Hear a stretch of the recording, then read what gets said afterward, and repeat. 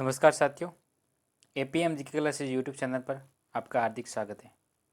साथियों, आज कल हमने महत्वपूर्ण क्वेश्चन किए थे अनुच्छेद के, आज भी करेंगे। बहुत इंपॉर्टेंट क्वेश्चन है, बहुत सारे एग्जाम में पूछे गए सवाल भी इसमें से हैं। देखिए, कल किए थे क्वेश्चन, आपने वो वीडियो नहीं देखा है तो एक बार देख लें, अपने दोस्तों के साथ में भी शेयर करें और चैनल को सब्सक्राइब जरूर करें। साथियों, सपोर्ट करें अपने भाई का। चलते हैं अपनी स्लाइड पर। ये कल क्वेश्चन किए थे, देख सकते हैं आप, और वो वीडियो भी देख सकते हैं। उससे आगे के लिए आज क्वेश्चन करेंगे।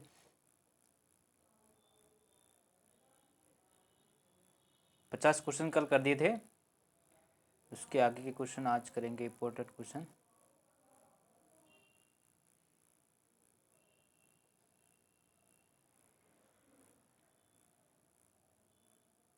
ये संविधान के किस अनुच्छेद में सर्वोच्च न्यायालय की स्थापना का गठन का उल्लेख है?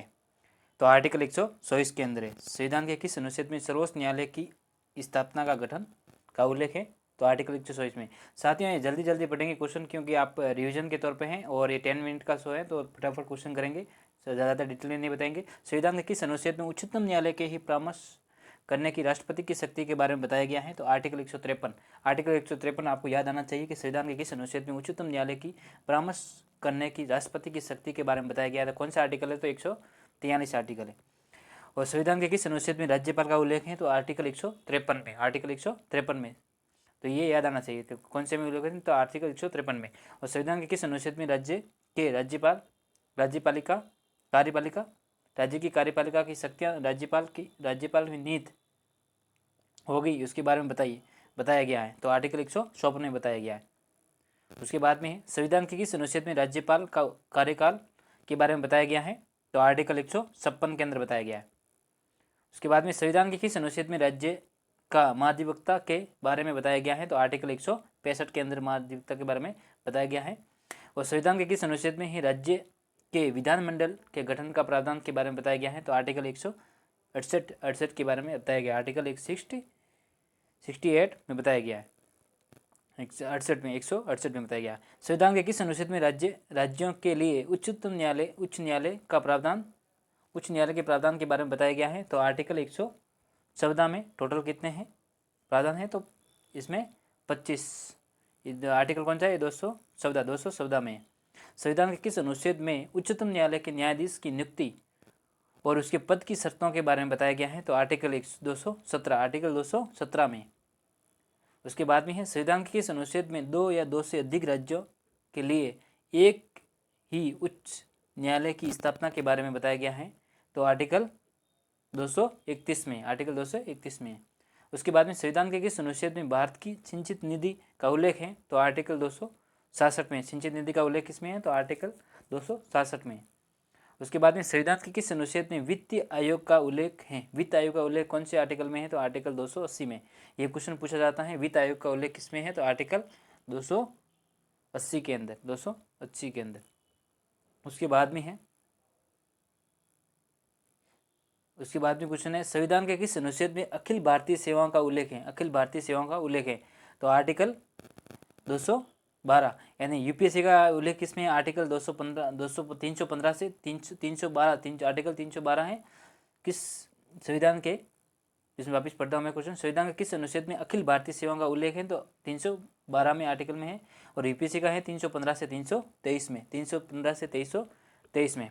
और साथ ही यूपीएससी का 2025 का रिजल्ट भी जारी कर दिया गया है आज, आप देख सकते हैं जाके।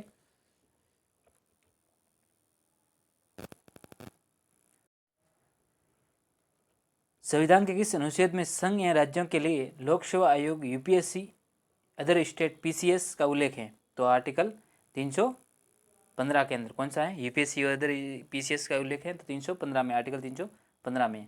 संविधान के किस अनुच्छेद में लोक सेवा आयोग के सदस्यों की नियुक्ति अवधि के बारे में बताया गया है? तो आर्टिकल 316 के बारे में बताया गया है। किसमें? आर्टिकल 316 के बारे में बताया गया। आर्टिकल 316 के बारे में बताया गया। उसके बाद में एससी एसटी के लिए आरक्षण आर्टिकल 330 में है। मंत्रिमंडल शब्द का प्रयोग 352 में 3 में किया गया है। 352 3 में किया गया है। और एससी के बारे में जानकारी आर्टिकल 339, N39 में मिलती है। और एसटी के बारे में जानकारी कहाँ पे मिलती है, तो 342 में मिलती है। संघ एवं राज्य भाषा की एक्ट 343 से, कौन सा है, 343। संघ की राज्य भाषा का एक्ट कौन सा है, 343। उसके बाद में आपातकाल का कौन सा है, 353 में आपातकाल 3 बार लगाया गया है अभी तो नेशनल। और 356 में है